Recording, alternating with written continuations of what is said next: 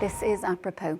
Well, according to the US President, Kyiv and Moscow are to immediately begin ceasefire negotiations following what Donald Trump is describing as an excellent call with his Russian counterpart. Vladimir Putin, meanwhile, indicated that there had been no major breakthrough. Trump has also been speaking with the Ukrainian president and other European leaders in the hope of making progress towards ending the war. Putin, meanwhile, indicated that there hadn't been much of a breakthrough there. With the details, here's Yinka Oytari.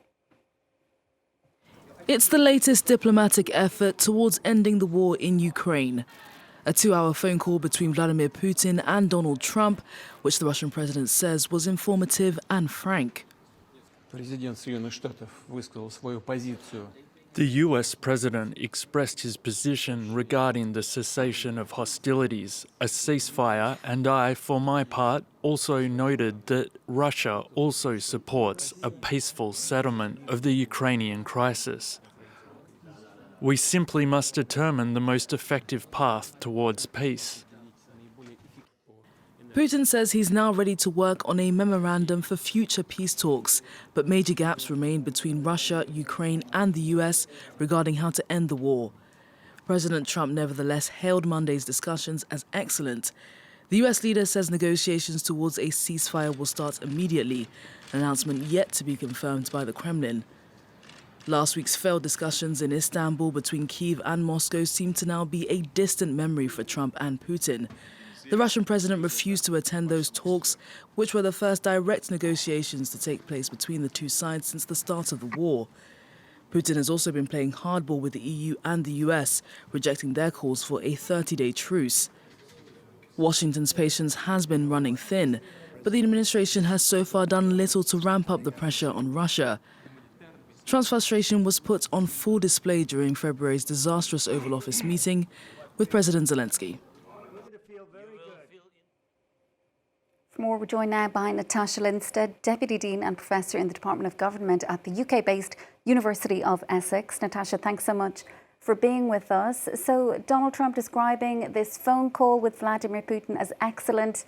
Vladimir Putin perhaps a bit more of a low-key response there. He's saying kind of no breakthrough really has been made during that 2-hour conversation. For you, how significant are the calls that we've seen today? Donald Trump also speaking with the Ukrainian president and several other European leaders. I guess I would say that they're significant in that there needs to be some kind of communication taking place, but with every meeting, there is absolutely no breakthrough. Nothing has happened, and that's because Vladimir Putin doesn't want to make any kind of concession, and thus far he hasn't made any concessions. He failed to show up at the meeting in Istanbul, which was a meeting that he had suggested himself. So I think that really illustrates how seriously he is taking these peace talks. He's essentially kicking the can down the road, or saying things to the effect of that we have to address the root causes of the conflict, which for him, in terms of what also his elites in Russia think, the root causes of the conflict is that Ukraine is independent and is a sovereign nation. And because Russia wants to control pretty much all of Ukraine, or at least have a pliant president in charge of Ukraine, it makes it almost impossible to get to any point of agreement. And all of the proposals that Russia has been putting forth, which the Trump administration has been essentially echoing these types of talking points, Ukraine unequivocally will not agree to, because they don't want to unconditionally surrender. What they want to start with first would be some kind of ceasefire, but we don't see any movement towards that.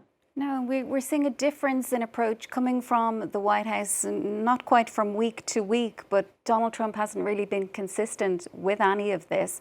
Do you see any evidence that there's been any kind of a shift at all in the Russian position? No, there hasn't been any shift at all. The only things that have happened is that the U.S. has at times moved a little bit towards Ukraine, but then kind of swung back. So one of the big concessions that the U.S. made was announcing that essentially Crimea would be part of Russia. That was a huge U-turn from decades of U.S. foreign policy, always supporting the sovereignty of Ukraine. So while there's been a little bit of movement from the U.S. side, maybe moving a little bit more sympathetic towards Ukraine at times, but mostly repeating what the Russians want and understanding what the Russians want, there hasn't been any movement at all from Putin. He wants to appear as though he's interested in peace. He's hoping for some kind of sanctions relief and to improve the Russian relationship with US. But he wants to improve this relationship by offering absolutely nothing. Yeah, and meanwhile, Donald Trump, we've seen him repeatedly threaten new sanctions on Russia. Is there any indication that he's actually ready to go down this path? And if he does, what difference would that actually make? So he's threatened sanctions at least on three occasions. When he said, if Putin doesn't do this, then we're going to have to levy harsher sanctions. And every time Putin has ignored him, and Trump has done pretty much nothing.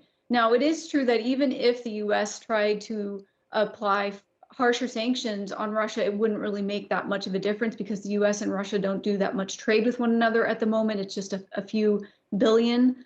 And we've seen that the Russian economy has been able to weather these types of storms. I think what would be more effective, of course, would be arming Ukraine better. That's where we've seen the most improvement in terms of the state of the conflict.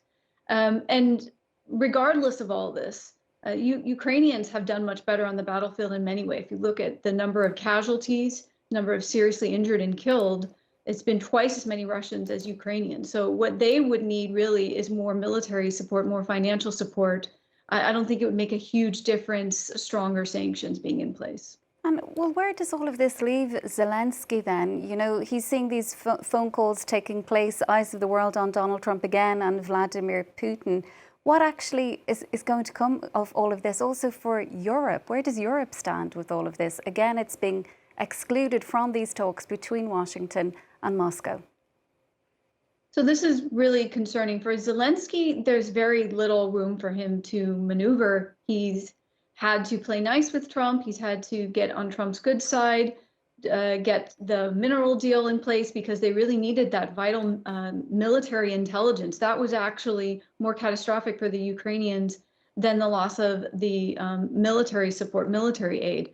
So Zelenskyy is trying to improve his relationship with Trump. I think he's done a good job with that. But other than that, there's not that much that he can do other than underscore to US and European partners how important Ukraine's defense is to European and global security. Now, from the European standpoint, there have been all kinds of high-level meetings taking place, and they're going to need to increase the aid to Ukraine to see it as a priority and to try to stay more involved in the talks, even as Trump and Putin try to sideline Europe.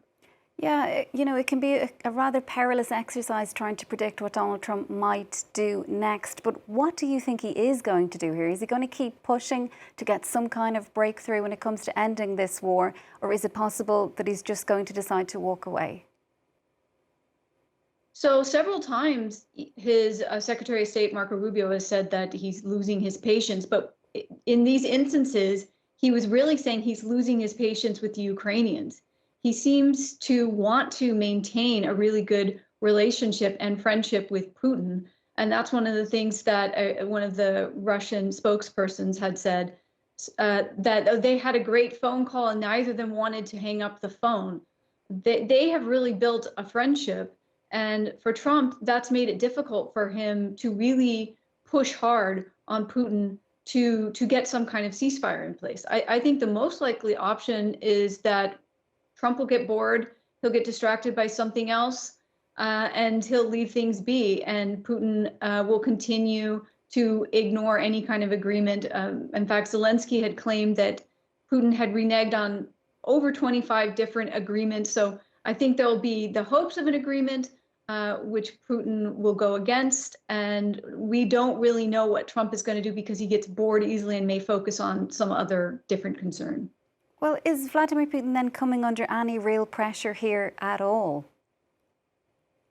Not really, other than the pressure that he's facing from the Ukrainians. As I mentioned, that Russia's running out of troops. I mean, they have to recruit troops from North Korea, has been reported earlier this year, and troops from Yemen and elsewhere, mercenaries.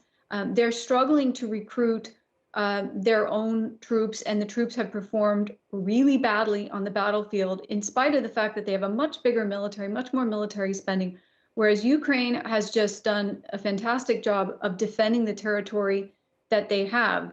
Putin's biggest coup is he's been able to get the US to stop some of the military aid that was going to Ukraine, because, I mean, he is running out of time. He is really running out of troops.